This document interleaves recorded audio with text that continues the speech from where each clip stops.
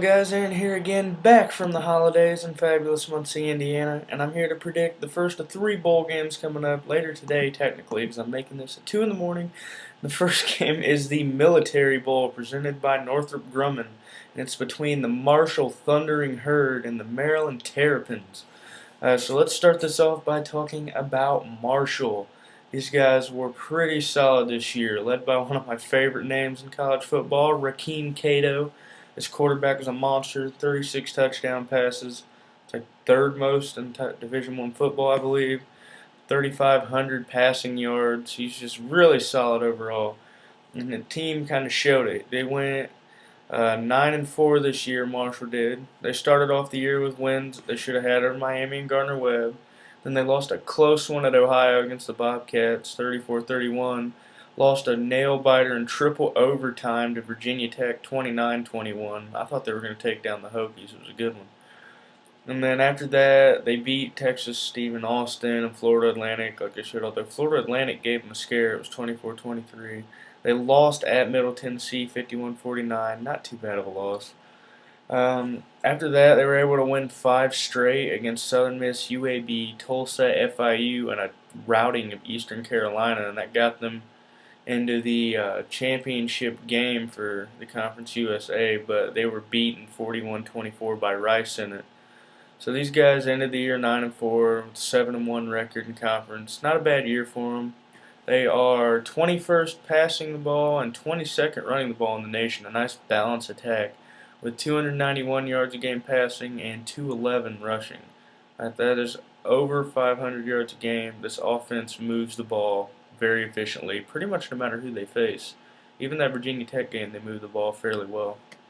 They score 43 points a game on average, and they only give up 23 points a game, which is top 40 for that, and they were top 10 points for us. So these guys, they put up a lot of points, put up big yardage, and they don't turn the ball over too much, which is kind of a big one because these bowl games have been coming down to turnovers and missed opportunities a lot so far.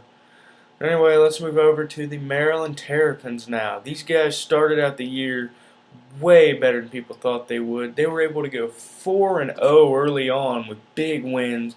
43-10 over FIU, 47-10 over Old Dominion, 32-21 a little closer against Connecticut, and then a 37-0 drubbing of West Virginia. They were 4-0 and actually got ranked early in the season. Thought they had a really good shot at moving on, and they went up against number 8th ranked at the time, Florida State, and yeah, their season came crashing down from there on. They were beat 63-0.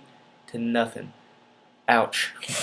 They followed it up the next week with a 27-26 nail-biter victory over Virginia. They held their home there.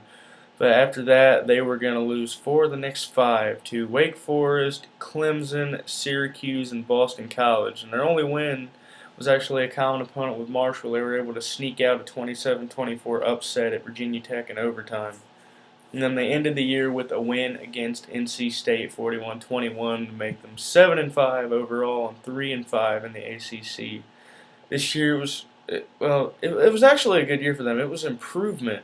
That's what a lot of people don't seem to realize, but it doesn't seem like it because they started out so high and everybody thought they were legit.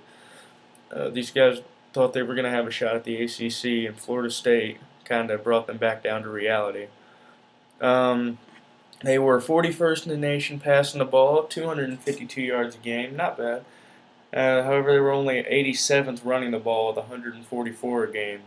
They scored 26-ish a game, that's very pedestrian, and they gave up about 25, which is just ahead of the average. So these guys weren't like a solid team, but their stats were also skewed from that 63-point domination by Florida State.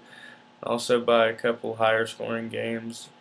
Like their points for was skewed a little bit with games against like FIU and Old Dominion. And their points against was skewed big time by that Florida State one. But overall, these guys are kind of what you see there. They're led by Brown passing the ball.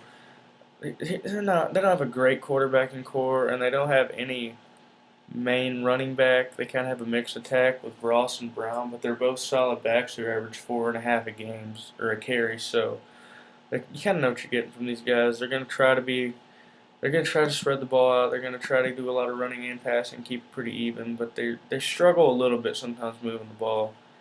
but the defense should be able to keep them in it. And really, this game is going to come down to the running games for both teams, I feel like. This Taliaferro guy from Marshall ran for over 1,000 yards with 5.2 a carry.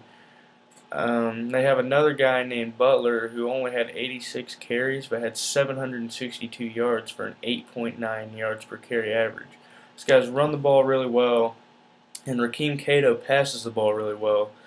Now, I think Maryland's defense is going to be up for the challenge. I think their offense would be alright too, just because of the size differential. Playing in a bigger conference means these guys are used to bigger opponents, so these guys kind of know how to handle stuff like Marshall's going to throw at them. But as Florida State showed earlier in the year, any team with a really balanced, really strong offense can test these guys. And Clemson put up 40 on them too. Like these guys, they're completely beatable by any team with a high-powered, high-octane offense. And I think that's going to show in this game. I think Marshall's going to come out strong. I think Cato's going to have a big game, what I think is his last game at the school, actually.